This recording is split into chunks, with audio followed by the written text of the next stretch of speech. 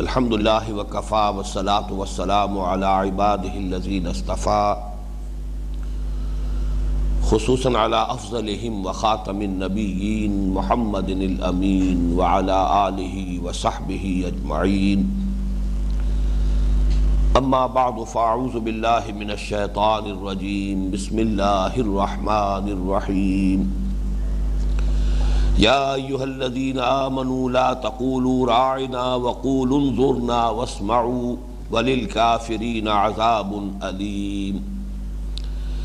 ما يود الذين كفروا من أهل الكتاب ولا المشركين أن ينزل عليكم من خير من ربكم والله يختص برحمته من يشاء والله ذو الفضل العظيم ما ننسخ من آية أو ننسها نأت بخير منها أو مثلها ألم تعلم أن الله على كل شيء قدير ألم تعلم أن الله له ملك السماوات والأرض وما لكم من دون الله من ولي ولا نصير أم تريدون أن تسألوا رسولكم كما سئل موسى من قبل ومن يتبدل الكفر بالإيمان فقد ضل سواء السبيل ود كثير من أهل الكتاب لو يردونكم من بعد إيمانكم كفارا حسدا من عند أنفسهم من بعد ما تبين لهم الحق فاعفوا واصفحوا حتى يأتي الله بأمره إن الله على كل شيء قدير وأقيموا الصلاة وآتوا الزكاة وما تقدموا لأنفسكم من خير تجدوه عند الله إن الله بما تعملون بصير وقالوا لن يدخل الجنة إلا من كان هودا أو نصارى تلك أمانيهم قل هاتوا برهانكم إن كنتم صادقين بلى من أسلم وجهه لله وهو محسن فله أجره عند ربه ولا خوف عليهم ولا هم يحزنون وقالت اليهود ليست النصارى على شيء وقالت النصارى ليست اليهود على شيء وهم يتلون الكتاب كذلك قال الذين لا يعلمون مثل قولهم فالله يحكم بينهم يوم القيامة فيما كانوا فيه يختلفون صدق الله العظيم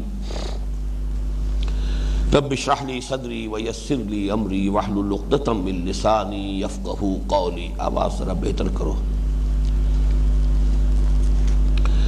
اللهم ربنا الہمنا رشدنا واعذنا من شرور انفسنا اللهم ارنا الحق حقا وارزقنا اتباعه وارنا الباطل باطلا وارزقنا اجتنابه اللهم وفقنا لما تحب وترضى آمین یا رب العالمین۔ سورہ بقرہ کا جو حصہ اس وقت تسلسل کے ساتھ زیر درس ہے، ذہن میں تازہ کر لیجئے، یہ وہ 10 رکوعوں سے 2 آیات زائد جو 5ویں رکوع سے لے کر اور 15ویں رکوع کے شروع تک پھیلا ہوا ہے۔ اس میں خطاب ہے سابقہ امت مسلمہ سے، یعنی یہود سے، بنی اسرائیل سے۔ اس کو ہم نے اولاً 2 حصوں میں تقسیم کیا تھا۔ پہلا حصہ جو 1 رکوع پر مشتمل ہے، 5واں رکوع 7 آیات پر، وہ اصل میں بنی اسرائیل سے براہ راست خطاب اور انہیں دعوت ایمان، قرآن پر اور محمد صلی اللہ علیہ وسلم پر ایمان کی براہ راست دعوت۔ اس کے بعد سے یوں سمجھیے کہ ملامت والا حصہ شروع ہوا۔ بقیہ 9 رکوع اور 2 آیتیں یہ در حقیقت بنی اسرائیل کے تاریخ کے مختلف واقعات اور خاص طور پر اس کے دوران ان سے جو عملی گمراہیوں کا ظہور ہوا، جو اعتقادی گمراہیاں ان میں پیدا ہوئی، جو اخلاقی گمراہیاں ان کے اندر پیدا ہوئی، ان کا تذکرہ ہے۔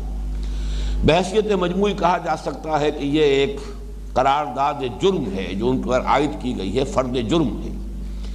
اور اسی کے نتیجے میں وہ اس مقام سے، مرتبے سے معزول کیے گئے جس پر 2000 برس تک فائز رہے۔ اس لیے کہ تقریباً 1450 قبل مسیح میں تورات عطا کی گئی بنی اسرائیل کو، اور وہاں سے ان کی ایک تاریخ شروع ہوتی ہے بحیثیت امت مسلمہ۔ وَلَقَدْ آتَيْنَا مُوسَى الْكِتَابَ وَجَعَلْنَاهُ هُدًى لِبَنِي إِسْرَائِيلَ أَلَّا تَتَّخِذُوا مِن دُونِي وَكِيلًا۔ یہاں سے بنی اسرائیل کی تاریخ بحیثیت امت مسلمہ۔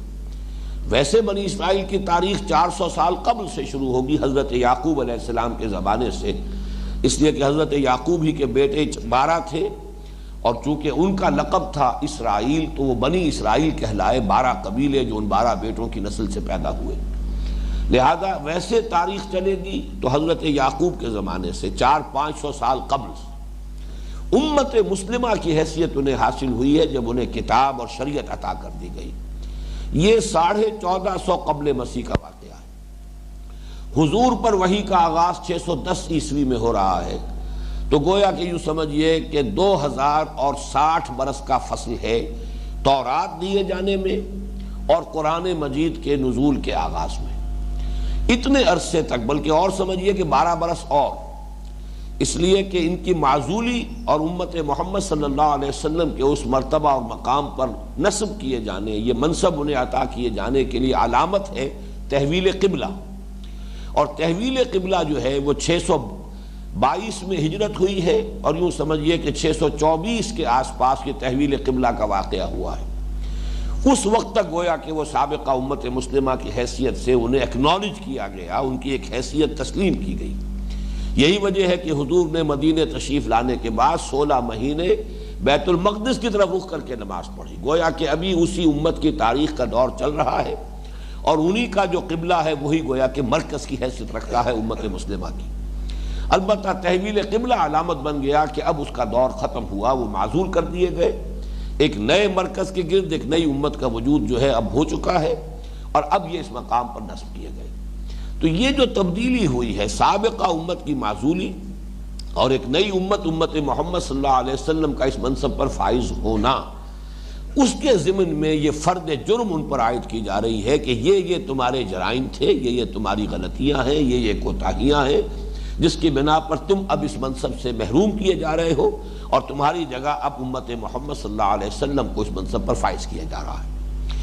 یہ جو 9 رکوع اور 2 آیتیں بنتی ہیں، میں نے عرض کیا تھا کہ اس کو بھی پھر ہم نے تقسیم کیا تھا کہ پہلے 2 رکوع، 6واں اور 7واں رکوع، وہ خالص واقعاتی انداز، ان کی تاریخ کے بعض واقعات جن میں اللہ تعالیٰ نے اپنی خصوصی احسانات کا تذکرہ فرمایا، اور ان کی طرف سے جو اس کی ناشکری ہوئی اس کا تذکرہ ہوا، وہ خالص واقعاتی انداز میں لا کر، اور گویا کہ اس فرد جرم کو ایک طریقے سے مکمل کر دیا گیا ہے 7ویں رکوع کے آخر میں، جہاں اللہ تعالیٰ کی طرف سے یہ فیصلہ صادر ہو گیا وَضُرِبَتْ عَلَيْهِمُ الذِّلَّةُ وَالْمَسْكَنَةُ وَبَاءُوا بِغَضَبٍ مِّنَ اللَّهِ۔ یہ گویا کہ آیت مبارکہ جو ہے تو 7ویں اور یہ 6 اور 7ویں رکوع کا ایک مضمون یہاں مکمل ہو جاتا ہے۔ اس کے بعد اب بقیہ جو 7 رکوع رہ گئے ہیں، اب ان میں سے یوں سمجھیے کہ آج ہم جو پڑھ رہے ہیں اس کے بعد 1 رکوع اور رہ گیا ہے۔ ان میں ان کی گمراہیاں اعتقادی جو مستقل نوعیت کی تھی، ایک تھے وہ واقعات جو کہ 6 اور 7ویں رکوع میں بیان ہوئے، لیکن ایک ان کی اعتقادی اور عملی گمراہیاں، ان کا جو تذکرہ ہوا ہے، تو وہ خاص طور پر میں آپ کو توجہ دلاتا رہا ہوں کہ یہ نئی امت مسلمہ کے لیے پیشگی تنبیہ کی حیثیت رکھتی ہے کہ یہ خرابیاں سابقہ امت مسلمہ میں پیدا ہوئی، مبادہ ہے مسلمانوں تم بھی انہی راہوں پر چلو، اگرچہ واقعہ یہی ہے کہ یہ امت بھی بحیثیت مجموعی انہی راستوں پر چلی ہے۔ حضور کی وہ حدیث میں کئی مرتبہ آپ کو سنا چکا ہوں، لَتَتَّبِعُنَّ سُنَّتَ مَنْ قَانَ قَبْلَكُمْ، تم بھی لازماً انہی کوئی نقش قدم پر چلو گے جو تم سے پہلے تھے، یہاں تک کہ اگر وہ گوہ کے بل میں گھسے تھے تو تم بھی گھسو گے، اور اگر ان میں سے کسی بدبخت نے اپنی ماں کے ساتھ بدکاری کی تھی تو تم میں بھی کوئی نہ کوئی بدبخت ایسا پیدا ہو جائے گا۔ جس پر کہ پھر صحابہ نے پوچھا الیہود والنصارہ، حضور کیا آپ یہود اور نصارہ کے بارے میں فرما رہے ہیں کہ ہم بھی اور ہماری امت بھی انہی کے نقش قدم کی پیروی کرے گی؟ آپ نے فرمایا فمن، وہ نہیں تو اور کون؟ ظاہر بات ہے تم سے پہلے کی امت مسلمہ وہ تھے، ان کے پاس بھی کتاب تھی، وہ بھی ایک جلیل القدر پیغمبر کے امتی تھے، پھر ان کے ہاں تو انبیاء کا تار ٹوٹا نہیں 1400 برس تک، کم سے کم یہ کہ حضرت مسیح علیہ السلام تک تو وہ سلسلہ مسلسل جاری رہا ہے، پھر اس کے بعد 600 برس کا ایک وقفہ ہے فترت النبوت کا، اور اس کے بعد آخری نبوت حضور کی ہے صلی اللہ علیہ وسلم۔ بہرحال یہ جو صورتیں تھیں کہ جس کے اندر کہ وہ مبتلا ہوئے، یہ ہم دیکھ چکے ہیں کہ یہی گمراہیاں پھر ہمارے ہاں بھی پیدا ہوئی۔ اب یہ جو رکوع ہے یہ خاص طور پر اس میں ان کی ان شرارتوں کا تذکرہ ہو رہا ہے اس 13ویں رکوع میں کہ جو حضور صلی اللہ علیہ وسلم کی دعوت کو ناکام کرنے کے ضمن میں اور مسلمانوں سے جو انہیں حسد پیدا ہو گیا تھا۔ پچھلے رکوع میں ہم دیکھ چکے ہیں کہ انہوں نے کہا کہ جبرائیل سے ہماری دشمنی ہے، اور یہ بھی بات کہ در حقیقت یہ جو نبوت اور رسالت محمد کو منتقل ہو گئی صلی اللہ علیہ وسلم، یہ اصل میں جبرائیل کی وہی پرانی دشمنی ہے جس کا ظہور ہوا ہے، ورنہ یہ کہ واقعتاً اس نبوت کے اور رسالت کے تو ہم ہی حقدار تھے، چاہے وہ مانتے نہیں تھے، زبان سے اقرار نہیں کرتے تھے، لیکن یہ کہ پہچان چکے تھے حضور کو، یعرفونہ کما یعرفون ابناہم، ایسے پہچانتے تھے جیسے اپنے بیٹوں کو پہچانتے۔ تو اس حوالے سے اب ان کے اندر جو حسد کی آگ بھڑکی، تو ایک تو وہ اپنے اس حسد اور بغض کا اظہار کرتے رہتے تھے حضور کے خلاف صلی اللہ علیہ وسلم، طرح طرح سے آپ کی توہین کرنا، اور جیسے خباثت نفس کسی کے اندر ہو لیکن ساتھ جرت نہ ہو تو کھل کر بات بھی نہ کر سکے، لیکن بڑے گھٹیا انداز میں، بڑے چھچورے انداز میں اپنے دل کا جو غیظ ہے، اپنے دل کے اندر جو جلن تھی اسے نکالنے کی کوشش کرنا ایک حضور کے خلاف، اور دوسرے یہ کہ مسلمانوں کو پھر واپس لانے کی فکر کرنا۔ اور حسد اصل میں اسی کو کہتے ہیں۔ حسد میں اور رشک میں فرق یہی ہے کہ حسد یہ ہے کہ کسی کے اندر کوئی خوبی ہے، آپ یہ چاہیں کہ یہ خوبی ان سے سلب ہو جائے اور مجھے مل جائے، یہ حسد ہے۔ اور اگر یہ ہو کہ وہ خوبی اللہ نے اس کو دی ہے، اسے مبارک ہو، اللہ تعالیٰ مجھے بھی وہ خوبی عطا کر دے، تو اس میں ہرگز کوئی بری بات نہیں ہے، یہ رشک ہے۔ رشک کرنے میں کوئی بری بات نہیں ہے کہ اگر کسی میں کوئی آپ نے خیر دیکھا، خوبی دیکھی، بھلائی دیکھی، تو آپ نے اللہ سے دعا کی اپنے لیے بھی، جیسے کہ سورہ آل عمران میں ہم دیکھیں گے کہ جب حضرت یحییٰ کے والد حضرت زکریا علیہ السلام انہوں نے حضرت مریم کے وہ احوال دیکھے، اب ان کی وہ ذہانت تھی یا ان کی نیکی تھی، یا یہ کہ ایک بالکل بے موسمی پھل جو ان کے ہاں آ رہے تھے ان کے حجرے کے اندر رکھے دیکھتے تھے، یہ کہاں سے آ رہے ہیں؟ اور جب پوچھا گیا کہ انا لک ھذا قالت ھو من عند اللہ، یہ اللہ کے پاس سے خاص آ رہے ہیں، اگرچہ اس میں ہم جہاں وہاں اس مقام پر پہنچیں گے تو بہرحال جو تفسیری اختلافات ہیں وہ بیان کروں گا میں، لیکن یہ کہ جو بھی ان کے اندر نیکی، تقوی، طہارت، پھر یہ کہ رشد، ذہانت، فہم، تفقہ، اس کی جو مشاہدہ ہوا حضرت زکریا کو، تو فوراً اللہ تعالیٰ کی طرف متوجہ ہوئے، اللہ مجھے بھی ایسی اولاد عطا فرما دے۔ تو یہ رشک ہوگا کہ حضرت مریم میں جو چیزیں دیکھی انہی کے حوالے سے دل میں ایک ہوک سی اٹھی کہ اللہ تعالیٰ مجھے کوئی ایسا بیٹا عطا فرما دے جس میں یہی تمام اوصاف موجود ہوں۔ تو رشک بری شے نہیں ہے، وہ تو بہرحال ایک محمود صفت ہے، اس سے تو انسان کے اندر خیر کے لیے، بھلائی کے لیے ایک رجحان پیدا ہوتا ہے۔ حسد یہ ہے کہ جو خیر یا خوبی کسی کو مل گئی ہے وہ اس سے سلب ہو جائے، وہ اس سے محروم ہو جائے اور ہمیں وہ مل جائے۔ اس حوالے سے جو اس کا پہلا حصہ ہے حسد کا، کہ وہ ہر طرح سے کوشش کرتے رہتے تھے کہ مسلمانوں کو ورغلائیں، اور ہم تو ڈوبے ہیں صنم تم کو بھی لے ڈوبیں گے، جیسے کہ ابلیس کا یہی طرز عمل ہے۔ وہ خود راندہ درگاہ ہوا اللہ تعالیٰ کے حکم کی نافرمانی کر کے، تو اس نے اپنا مشن ہی یہ بنا لیا کہ اب اولاد آدم کو بھی گمراہ کرنا ہے، یہی گویا کہ اس کا مقصد زیست، زندگی کا مقصد یہی ہے۔ اسی طریقے سے ان یہودیوں کے یہ تمام ہتھ کنڈے تھے، مسلمانوں کو کسی طور سے اس نعمت عظمیٰ سے، اس نعمت کبریٰ سے محروم کرنے کی کوشش۔ اس رکوع میں خاص طور پر اس قسم کی چیزوں کا تذکرہ ہو رہا ہے۔ یا ایھا الذین آمنوا لا تقولوا راعنا، اے ایمان والو یا اے ایمان کے دعوے دارو، تم راعنا مت کہا کرو، وقولوا انظرنا، تم کہا کرو انظرنا، واسمعوا، اور توجہ سے سنا کرو، وَلِلْكَافِرِينَ عَذَابٌ عَلِيمٌ، اور کافروں کے لیے تو دردناک عذاب ہے۔ یہاں سب سے پہلے نوٹ کر لیجئے کہ مصحف میں سب سے پہلی مرتبہ یہاں ہے لفظ یا ایھا الذین آمنوا۔ اب تک 103 آیتوں میں خطاب کا یہ صیغہ نہیں آیا۔ یہ یا ایھا الذین آمنوا یہ خطاب کا صیغہ ہے مسلمانوں کے لیے، امت مسلمہ۔ ان میں اہل ایمان بھی ہیں، صادق الایمان لوگ، پھر ان میں منافقین بھی تھے، پھر ان میں وہ لوگ بھی تھے جو بین بین تھے، نہ مثبت طور پر ایمان ان کے دلوں میں متحقق تھا اور نہ ہی وہ منافق تھے۔ بالکل وہ بات جو سورہ حجرات کی آیت نمبر 14 میں آئی ہے، قالت الاعراب آمنا قل لم تؤمنوا ولکن قولوا اسلمنا، یہ بدو کہہ رہے ہیں کہ ہم ایمان لے آئے، نبی ان سے کہہ دیجئے کہ تم ایمان ہرگز نہیں لائے ہو، تم یہ کہہ سکتے ہو کہ ہم اسلام لے آئے، ہم نے اطاعت قبول کر لی۔ تو ایسے مسلمان بھی تھے کہ جن کا اسلام جو ہے وہ قابل قبول تھا، اس میں کوئی دھوکہ نہیں تھا، فریب نہیں تھا، کوئی جھوٹ نہیں تھا، بلکہ یہ کہ بہرحال جب انہوں نے دیکھا کہ ہمارے قبیلے کے اہم لوگ ایمان لے آئے، وہ بھی ایمان لے آئے۔ دھوکہ دینے کی نیت نہیں تھی، لیکن یہ کہ وہ جو مثبت طور پر یقین دل میں پیدا ہو جانا ہے وہ بھی ابھی انہیں حاصل نہیں ہوا تھا۔ لم تؤمنوا ولکن قولوا اسلمنا ولما يدخل الایمان فی قلوبکم، ابھی تک ایمان تمہارے دلوں میں داخل نہیں ہوا۔ یعنی امت میں یوں سمجھیے کہ تین قسم کے طبقات تھے۔ یا تو یہ زیرو لیول جو ہے دل کے اندر وہ زیرو لیول تھا کہ نہ ایمان نہ نفاق، یا پھر یہ کہ منفی نفاق ہے اور نفاق کے بے شمار مدارج ہوں گے۔ وہ سید المنافقین عبداللہ ابن ابی سب سے بڑا منافق، لیکن یہ کہ اس سے کمتر درجے کے منافق، اس سے کمتر درجے کے منافق، اس سے کمتر درجے کے منافق۔ اسی طرح مثبت طرف جانب آئیے تو یہ مثبت جو ہے ایمان ہے، تو ایمان کے بھی درجات بے شمار ہیں۔ ابو بکر صدیق ہے رضی اللہ تعالی عنہ، وہ سید المؤمنین ہے۔ پھر یہ کہ بہرحال درجہ بدرجہ تمام صحابہ کو ایمان حاصل ہے۔ تو یہ تمام لوگ جو ہے یا ایھا الذین آمنوا، ان سے، ان لفظ سے جب خطاب ہوتا ہے ان الفاظ سے، تو وہ تمام لوگ مراد ہوتے ہیں۔ اور یہ دیکھنا ہوتا ہے قرآن مجید میں سیاق و سباق کے ذریعے آگے پیچھے کس سے گفتگو ہو رہی ہے، اس لیے کہ قرآن حکیم میں جہاں بھی منافقین سے خطاب ہوا ہے وہ بھی کہیں یا ایھا الذین نافقوا یا ایھا المنافقون، یہ الفاظ قرآن میں کہیں نہیں آئے۔ ان سے بھی خطاب ہوتا تھا یا ایھا الذین آمنوا، اس لیے کہ بہرحال ایمان کے مدعی وہ بھی تھے، دعوے دار وہ بھی تھے۔ تو ایک تو یہ کہ اس کو نوٹ کیجئے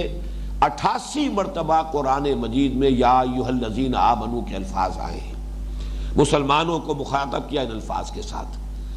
اس کے علاوہ جو بہت اہم بات ہے وہ یہ ہے کہ پورا مکی قرآن اس سے خالی ہے۔ ایک استثناء ہے صرف، اور سورہ حج، سورہ حج کی جو وہ آخری سے پہلی آیت ہے یا ایھا الذین آمنوا ارکعوا واسجدوا واعبدوا ربکم وافعلوا الخیر لعلکم تفلحون، یہ کہا جا سکتا ہے واحد استثناء ہے، ورنہ کسی مکی صورت میں یا ایھا الذین آمنوا کا خطاب کا صیغہ نہیں آیا۔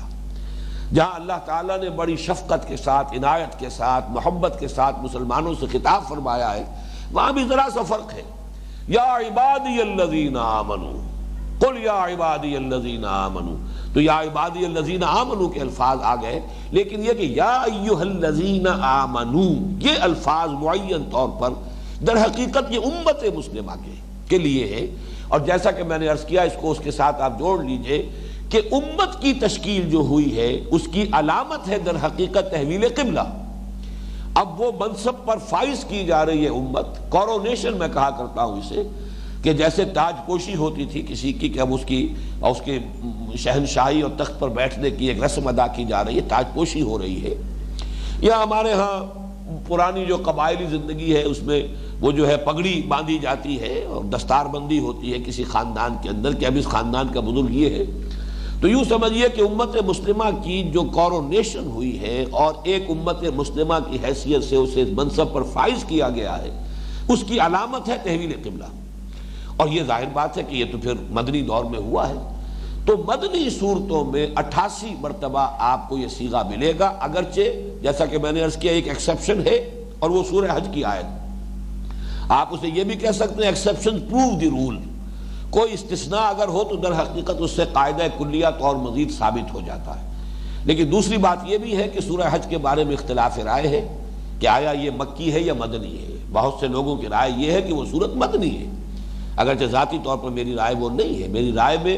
سورت جو ہے سورہ حج اکثر و بیشتر حصہ اس کا جو ہے مکی ہے، البتہ کچھ آیات اثناء سفر میں، سفر ہجرت کے دوران نازل ہوئی ہیں۔ وہ جو درمیان میں اس کا حصہ آیا ہے اذن للذین یقاتلون بانہم ظلموا وان اللہ علی نصرہم لقدیر، یہ آیات جو ہے 4-5 آیات ہیں، ان کے بارے میں یہ حضرت عبداللہ ابن عباس رضی اللہ تعالی عنہما کا یہ اثر مجھے مل گیا کہ یہ آیات نازل ہوئی ہیں اثناء سفر ہجرت میں، یعنی انہیں نہ مکی کہہ سکتے ہیں نہ مدنی کہہ سکتے ہیں، وہ تو آپ کے اس سفر کے دوران نازل ہوئی۔ اسی طریقے سے اس آخری 2 آیات کے بارے میں بھی یہ گمان کیا جا سکتا ہے یا ایھا الذین آمنوا ارکعوا واسجدوا واعبدوا ربکم وافعلوا الخیر لعلکم تفلحون وجاہدوا فی اللہ حق جہادہ الی آخر الآیہ۔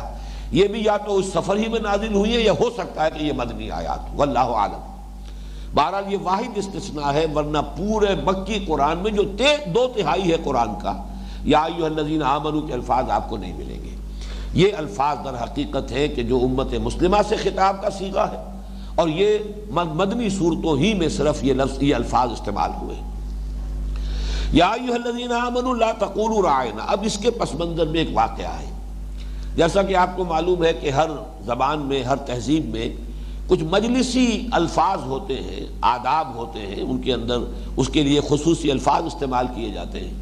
اگر کہیں کوئی صاحب گفتگو کر رہے ہو، فرض کیجئے آپ کی سمجھ میں بات نہیں آئی، تو جیسے آپ انگریزی میں کہتے ہیں بیگ یور پارڈن می، یعنی یہ کہ میں بات آپ کی سمجھا نہیں ہوں، ذرا دہرا دیجئے، میں شاید متوجہ نہیں تھا، یا یہ کہ آپ کی بات اپنی جگہ واضح نہیں ہو پائی ہے۔ اس طرح کے الفاظ جو ہیں عربوں کے ہاں تھے کہ اگر کسی مجلس میں بیٹھے ہیں تو جن صاحب نے خطاب کیا ہے یا بات کہی ہے، اب ظاہر بات ہے کہ ادھر اگر رخ تھا تو ادھر والوں کی سمجھ میں نہیں آئی بات، اور انہوں نے کہا کہ راعنا مراعات سے، باب مفاعلہ ہے مراعات، اور اس سے یہ گویا کہ صیغہ امر ہے، ذرا ہمارا لحاظ فرمائیے، ہمارا خیال فرمائیے، ہماری رعایت فرمائیے، یعنی ہماری طرف بھی توجہ فرمائیے، اس بات کو ذرا ہمارے لیے مزید واضح کر دیجئے۔ یہ الفاظ ان کی مجلسی زندگی میں استعمال ہوتے تھے، حضور کی محفل میں بھی صحابہ کرام بھی الفاظ استعمال کرتے تھے ضرورت کے موقع پر۔ لیکن اس لفظ کو ذریعہ بنا لیا یہودیوں نے اپنا وہ خبث باطن، جو بغض بھرا ہوا تھا ان کے دلوں میں حضور کے خلاف، اور جو عداوت اور دشمنی اور حسد کی جو آگ جل رہی تھی، اپنے جذبات کو ذرا ٹھنڈا کرنے کے لیے جیسے کمینہ فطرت لوگ کرتے ہیں، وہ اپنی جگہ پر خوش ہو جاتے ہیں، چاہے یہ کہ اتنی جرت بھی نہیں ہے کہ کھل کر مقابلہ کر سکے، کھل کر خم ٹھوک کر میدان میں آ سکے، ایسا بھی نہیں، لیکن اس طرح کے حرکتوں سے وہ کچھ اپنی وہ تسکین کرتے ہیں۔ تو راعنا ایک تو یہ معلوم ہوا کہ عبرانی زبان میں اس لفظ کے معنی احمق کے بھی ہیں، اے ہمارے احمق، تو اپنی جگہ وہ خوش ہو رہے ہیں، اس لفظ کو بار بار استعمال کر رہے ہیں، چاہے ضرورت تھی چاہے نہیں تھی، لیکن یہ کہ لفظ استعمال کر رہے ہیں۔ اور ذرا سا اس کو اپنی زبان میں تھوڑا سا لوچ دے کر راعینا، وہ راعینا گویا کہ وہ زیر کو ذرا سے کھینچ دیں گے تو یہ بن جائے گا، اے ہمارے چرواہے، یہ بھی گویا کہ ایک بڑا توہین آمیز خطاب کا انداز ہو سکتا تھا۔ تو وہ یہودی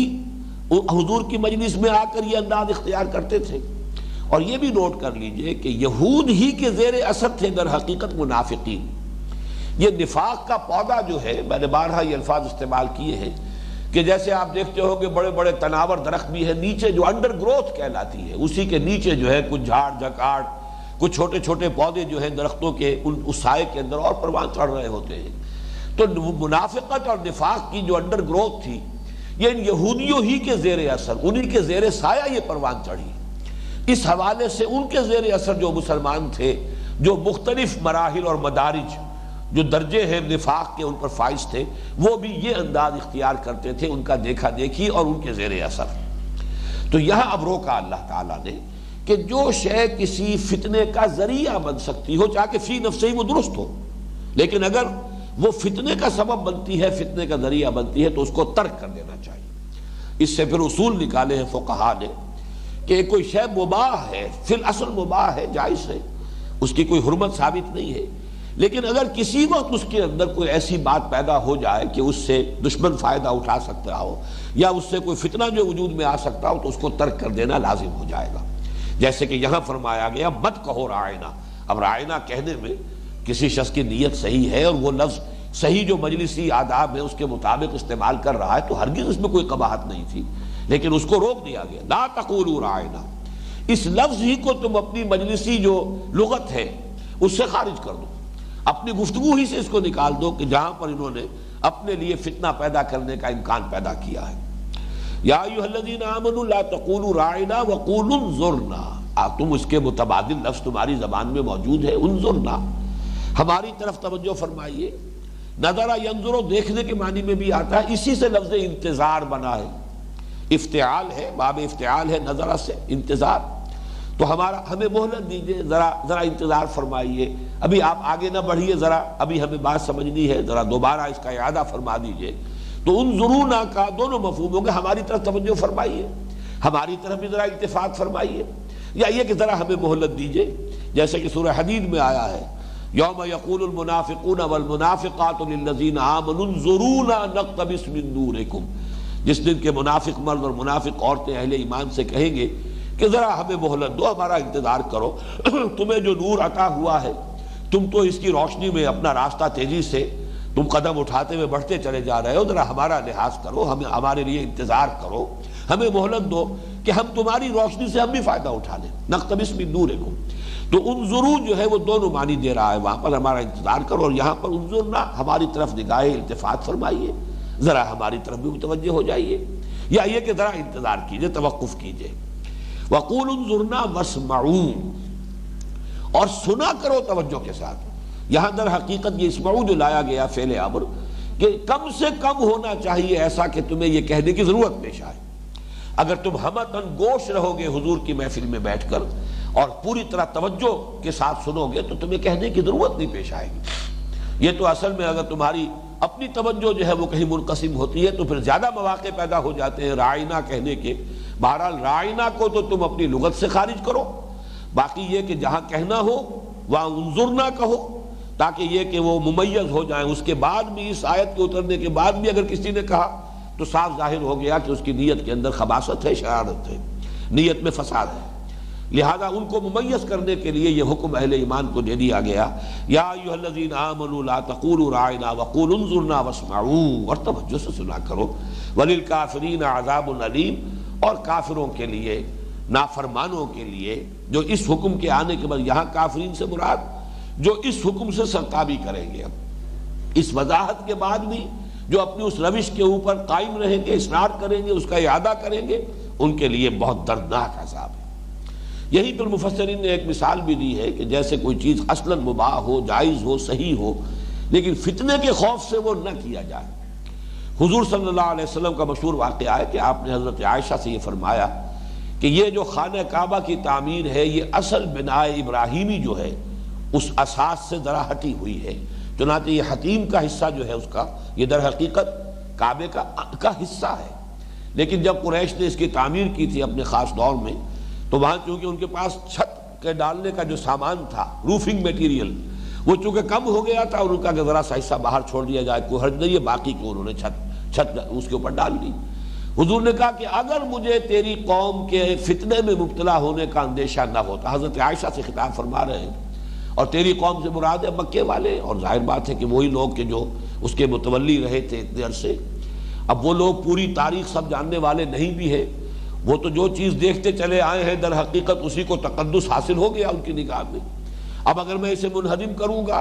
تو ہو سکتا ہے فتنہ کھڑا ہو جائے کہ محمد نے صلی اللہ علیہ وسلم اللہ کا گھر گرا دیا،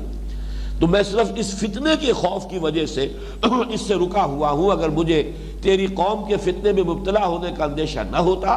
تو میں اسے ایک مرتبہ شہید کر کے پورے عمارت کو صحیح بنیادوں کے اوپر دوبارہ تعمیر کر دیتا۔ تو معلوم ہوا کہ یہ اصول کی حیثیت سے یہ بات جو ہے یہاں سے بھی ہمیں معلوم ہو رہی ہے، جہاں سیرت کے اس واقعے سے اس کی تائید ہوئی، لیکن قرآن مجید میں اس اصول کے لیے یہ مقام ہے گویا کہ منات ہے اس کا، اسی پر اس کا سارا دار و مدار ہے کہ یا ایھا الذین آمنوا لا تقولوا راعنا وقولوا انظرنا واسمعوا وللکافرین عذاب علیم۔ ما یود الذین کفروا من اہل الکتاب ولا المشرکین ان ینزل علیکم من خیر من ربکم واللہ یختص برحمتہ من یشاء واللہ ذو الفضل العظیم۔ اور نہیں چاہتے ہرگز یہ کافر لوگ، نہ وہ جو اہل کتاب میں سے تھے نہ وہ جو مشرکین میں سے تھے، یعنی یہ کفار کی اب دو کیٹیگریز معین ہو رہی ہیں۔ ایک کافر وہ تھے کہ جو پرانے امیین، جو عرب کے پرانے مشرکین تھے، ایک ان میں سے جو لوگ اڑے رہے کفر پر، اور ایک یہ اہل کتاب کے جو بہرحال تورات کے یا جو عیسائی ہیں وہ انجیل کے بھی ماننے والے تھے، حضرت عیسیٰ کو بھی مانتے تھے، چاہے انہوں نے انہیں الوہیت میں شامل کر دیا تھا، خدا کا بیٹا بنا دیا تھا۔ ان دونوں میں سے جو کافر ہیں، اور یہاں اب اچھی طرح سمجھ لیجئے وہ جو کفر پر اڑ گئے ہیں، ایک وہ کافر ہوتا ہے جس تک بات ابھی پہنچی نہ ہو۔ ظاہر بات ہے جب بات پہنچی نہیں، دعوت پہنچی نہیں، اس پر حق کا انکشاف نہیں ہوا، اس کا معاملہ اور ہے۔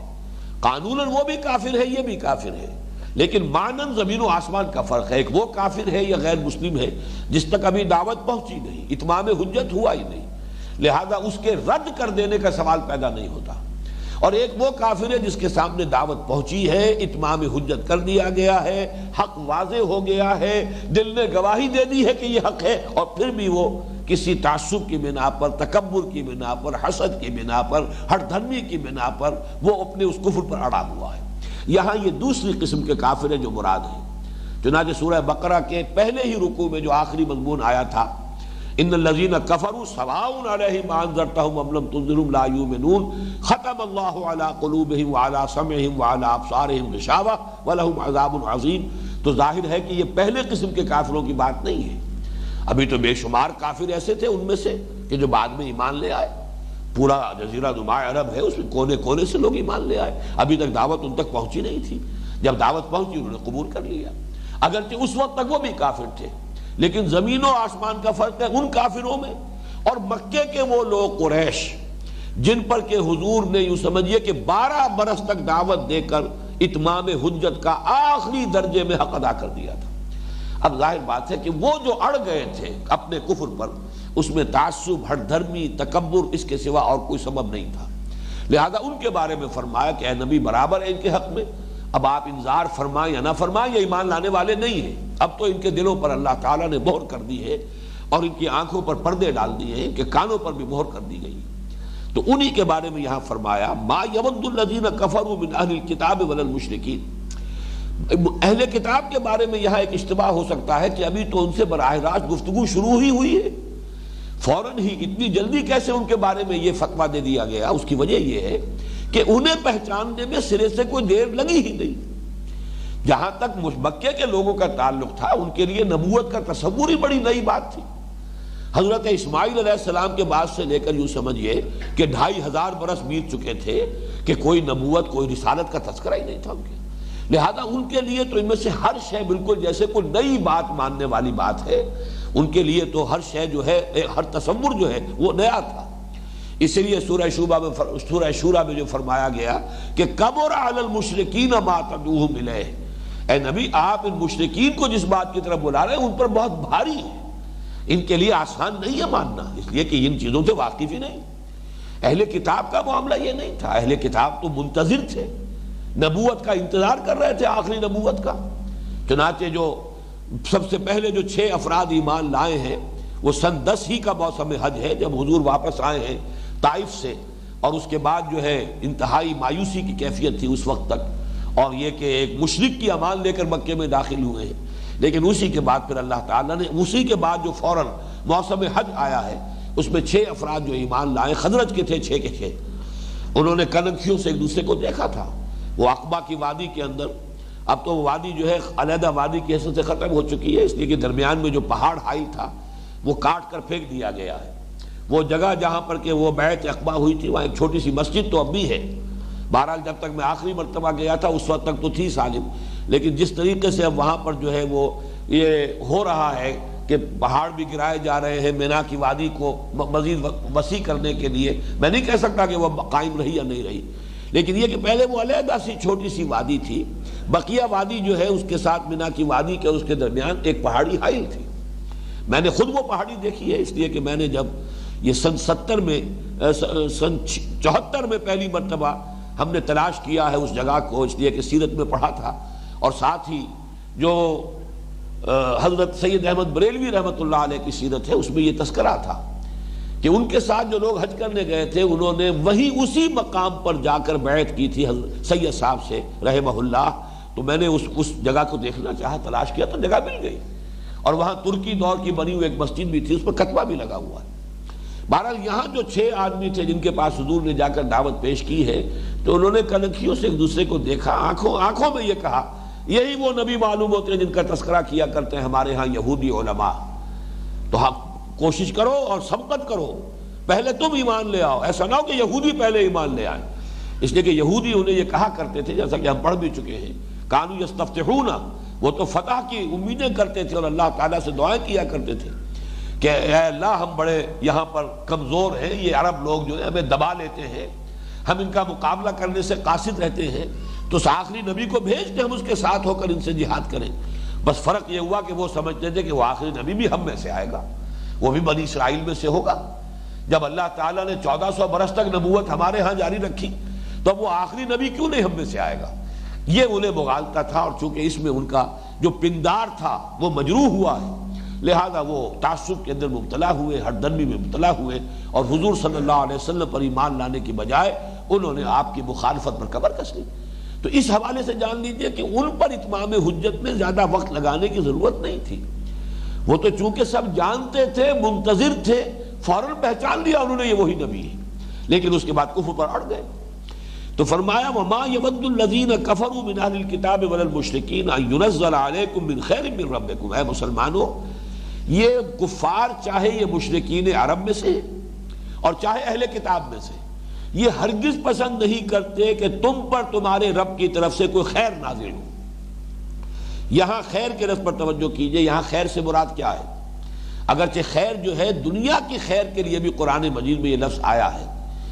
اسی حب الخیر لشدید، تو دنیا کا مال و اسباب دولت جو ہے اس کے لیے بھی خیر کا لفظ آیا ہے قرآن مجید میں. لیکن یہاں خیر سے مراد وحی ہے، نبوت ہے، قرآن ہے. جیسے کہ سورہ یونس کی آیت میں فرمایا ہوا خیر مما یجمعون، یہ قرآن کہیں بہتر ہے، ان تمام چیزوں سے زیادہ قیمتی ہے جو یہ لوگ جمع کر رہے ہیں. ساز و سامان جمع کر رہے ہیں، مال و دولت جمع کر رہے ہیں، بڑے اعلیٰ کپڑے جمع کر رہے ہیں، بڑا عمدہ فرنیچر جمع کر رہے ہیں، فرش فروش کہاں سے لا کر گھروں کو سجا رہے ہیں. ہوا خیر مما یجمعون، ان تمام چیزوں سے کہیں زیادہ قیمتی اور وقی قرآن ہے. تو اسی لیے وہ لفظ آیا ہے کہ یہ ہرگز نہیں چاہتے کہ یہ قرآن تم پر نازل کیا جائے. ان کے اندر حسد کی آگ جو بھڑکی ہوئی ہے وہ اسی وجہ سے کہ یہ خیر انہیں کیوں عطا ہو گیا. واللہ یختص برحمتہ من یشاء، یہاں پھر نوٹ کیجئے رحمت کا لفظ.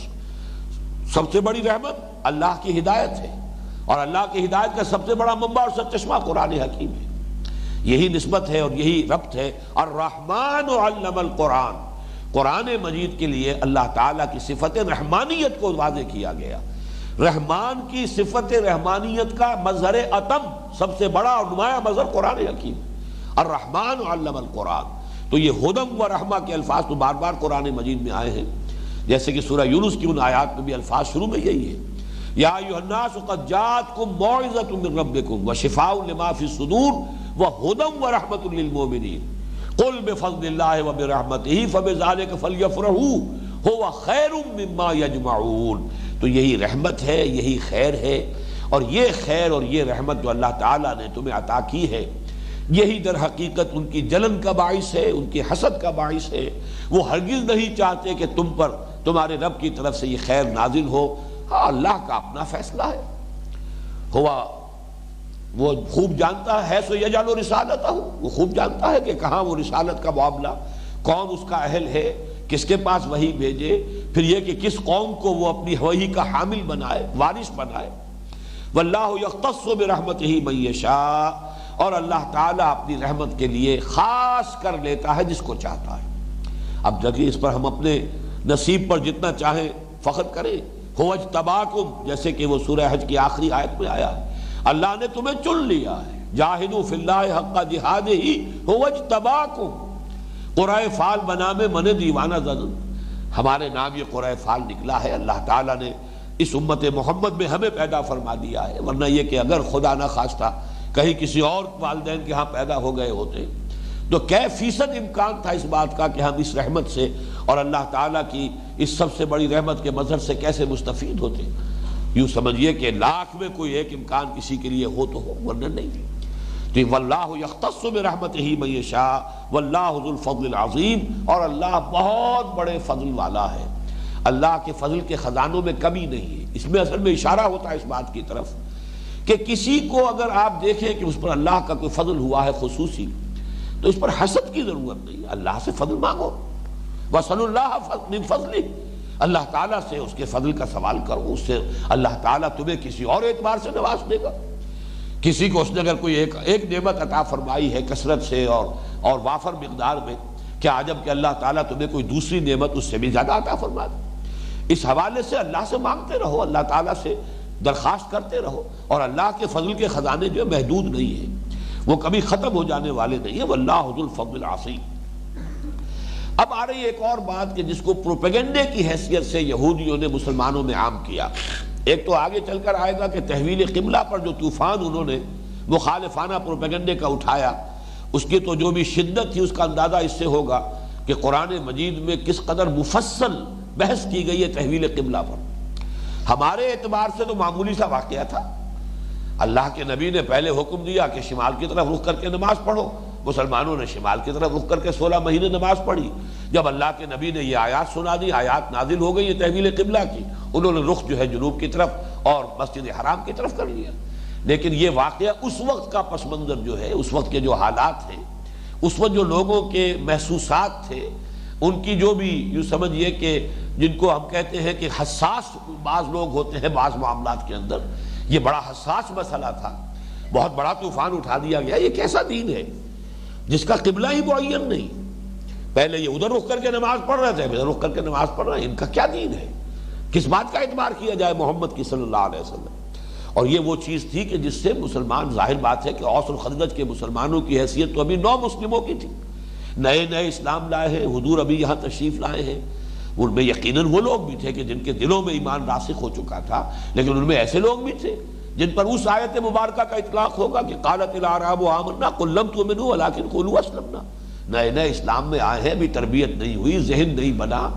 ابھی ان کے مزاج جو ہے پورے طور پر اس سانچے میں نہیں ڈھلے،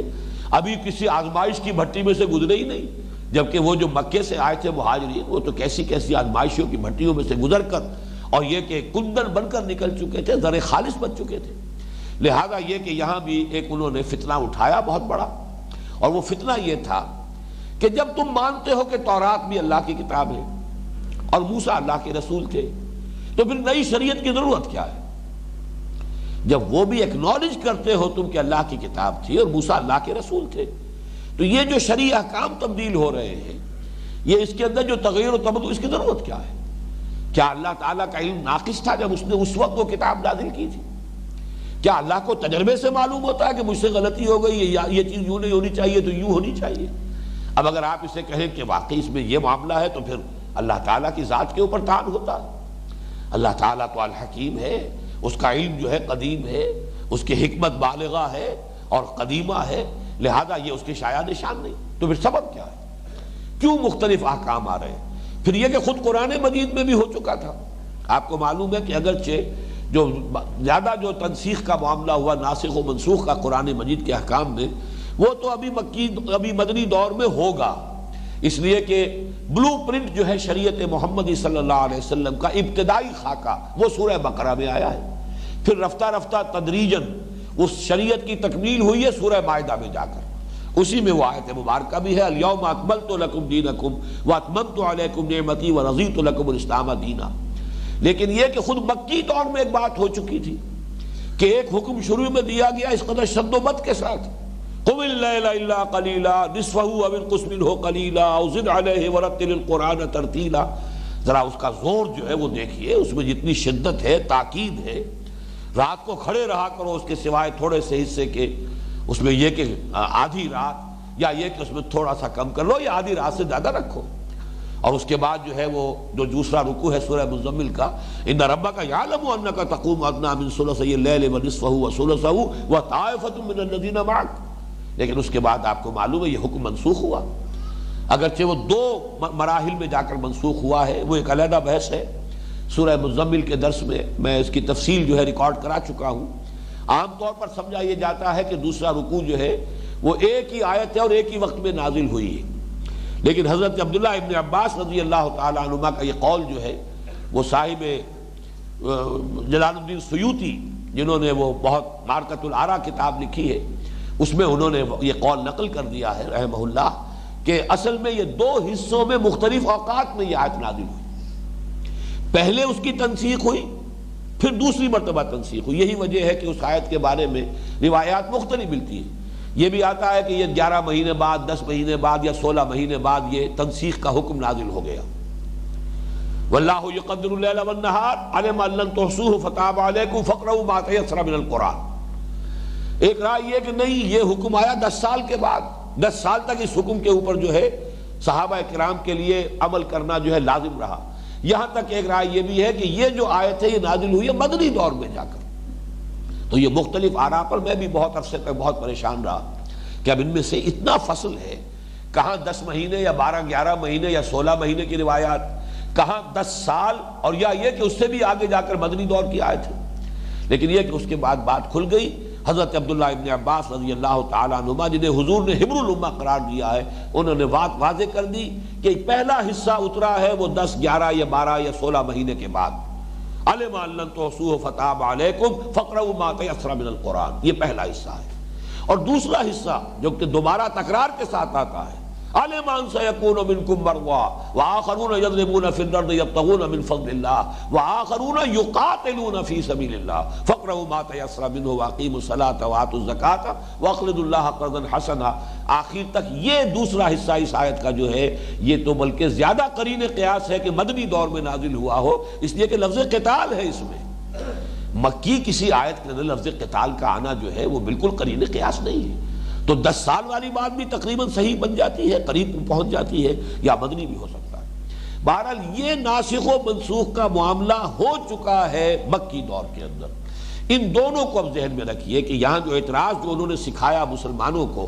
اور مسلمانوں کو اس میں ورغلایا اور مسلمانوں کو اس پر پریشان کر دیا، بہت سے ایسے صحابی تھے کہ جو تحویل قبلہ پر بہت پریشان ہو گئے تھے، جنہوں کے یہاں تک وسوسہ پیدا ہو گیا کہ یہ 16 مہینے کے دوران جو مسلمان فوت ہو گئے، اب ان کی نمازیں تو تھیں اسی قبلے کی طرف، اور اگر اصل قبلہ یہ تھا تو وہ نماز تو نہیں ہوئی۔ جب نماز نہیں ہوئی تو نماز ہی تو ایمان ہے، تو گویا کہ دنیا سے تو بغیر ایمان کے رخصت ہو گئے، اب ان کا کیا بنے گا؟ نہایت یوں سمجھیے کہ گہری تشویش۔ تو اس کا آپ دیکھیں گے جب ہم وہ رکوع پڑھیں گے 17واں 18واں رکوع، کہ مسلمانوں کے اس تشویش کا ازالہ کیا گیا ہے کہ نہیں، سخن شناس نہیں دل برا خطا ایجاز، بات کی حقیقت اور اس کی تہ تک پہنچنے کی کوشش کرو۔ ما کان اللہ لیضیع ایمانکم، اللہ تمہارے ایمان ضائع کرنے والا نہیں ہے۔ کیسے ممکن ہے؟ جب ادھر کا حکم تھا تو جنہوں نے اس کی پیروی کی انہوں نے صحیح کام کیا، اب ادھر کا حکم ہے، حکم دینے والا اللہ ہے۔ بہرحال اسی طرح کا فتنہ اٹھایا یہودیوں نے مسلمانوں کو پریشان کرنے کے لیے اور حضور پر اعتراض کے لیے، کہ جب یہ مانتے ہیں کہ موسیٰ اللہ کے رسول تھے، تورات اللہ کی کتاب تھی، اس میں جو احکام آئے کیوں بدلے جا رہے ہیں احکام؟ پھر وہی شریعت رہنی چاہیے، اللہ کی شریعت ہے۔ اللہ کا علم اس وقت بھی کامل تھا جب اس نے شریعت موسوی نازل کی ہے، کیوں اس میں ناسخ و منسوخ کا معاملہ ہو رہا ہے؟ اور نمبر 2 یہ کہ خود تمہارے ہاں کیا اللہ کو معلوم نہیں تھا پہلے سے کہ یہ رات بھر کھڑے رہنا اور 2/3 حصہ رات کا کھڑے رہنا اللہ کے علم میں نہیں تھا؟ اللہ کے علم میں تھا تو یہ حکم پہلے کیوں لیا اس نے؟ اور اگر اللہ تعالیٰ کے علم میں نہیں تھا، تجربے سے اسے علم معلوم ہوا ہے، یہ تمام چیزیں اس کے علم میں آئی ہیں، پھر یہ تو اللہ کی شان نہیں ہے، اللہ کی صفت علم کی تو نفی ہو جائے گی۔ اس کا جواب اب یہاں دیا جا رہا ہے، ما ننسخ من آیت او ننسها نأت بخیر منها او مثلها، نہیں منسوخ کرتے ہم کوئی آیت۔ نسخ کے اگرچہ عربی زبان میں 3 معنی ہے۔ نسخ کے معنی لکھنا بھی ہے، نسخہ، فی نسختها، تورات کے بارے میں آیا ہے، تو یہ نسخ جو ہے، خط نسخ، یہ آپ کے ہاں اصطلاح جو ہے وہ اس کو کاتبوں کی ٹرمینالوجی میں استعمال ہوتا ہے، تو لکھنا بھی اس کے معنی ہے، تحویل بھی اس کے معنی، کسی شے کو کسی ایک جگہ سے دوسری جگہ منتقل کر دینا۔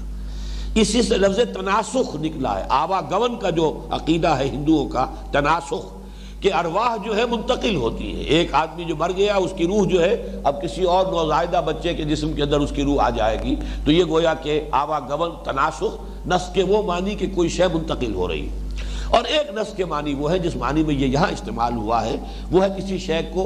منسوخ کر دینا، زائل کر دینا، ختم کر دینا۔ ما ننسخ من آیت، ہم نہیں منسوخ کرتے، زائل کرتے، یا کسی کی آیت کے حکم کو معطل کرتے، او ننسہا، اس کی ایک شاذ ایک جو قرات ہے ننسہا بھی ہے، وہ نسی سے بنا ہے، لیکن جو مشہور قرات ہے جس پر کہ اکثر قراء کا اتفاق ہے وہ ننسہا، انسا، اور یہ نسیان سے بنا ہے، بھلا دینا، محو کر دینا۔ یعنی اب 2 چیزیں ہوئی، ایک تو یہ کہ سابقہ کسی کتاب میں کسی آیت کو تو برقرار رکھا لیکن اس کے حکم کو منسوخ کر دیا، یا سابقہ کسی کتاب کی کسی آیت کو چاہے وہ امتداد زمانہ کی وجہ سے گم ہو گئی، لیکن ظاہر بات ہے کہ اس کا گم ہونا بھی اذن رب کے بغیر ممکن نہیں تھا۔